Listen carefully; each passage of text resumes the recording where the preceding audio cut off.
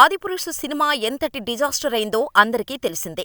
అలాంటి సినిమాను తెరకెక్కించిన ఓం రౌత్, హీరో ప్రభాస్కు చెడ్డ పేరు తీసుకొచ్చాడనడంలో ఎలాంటి సందేహం లేదు. ప్రభాస్ కెరీర్లో అత్యంత చెత్త సినిమాగా ఆదిపురుష్ రికార్డులకెక్కింది. ఈ సినిమా రిలీజ్ అనంతరం తీవ్ర విమర్శలు ఎదుర్కొన్న ఓం రౌత్ అండర్ గ్రౌండ్లోకి వెళ్లిపోయాడంటూ బాలీవుడ్ మీడియా ఎగతాళి కూడా చేసింది.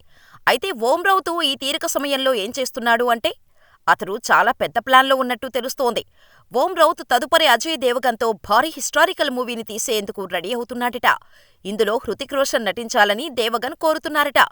ఓం రౌత్తో కలిసి 2020 blockbuster Tanhaji the unsung వారియర్లో పనిచేసిన అజయ్ మరో హిస్టారికల్ సినిమాతో వచ్చేందుకు ఆసక్తిగా ఉన్నాడు. అతడు ఈ ఫ్రాంచైజీలో కొత్త సినిమా కోసం ఓం రౌత్తో కలిసి పనిచేస్తున్నాడు.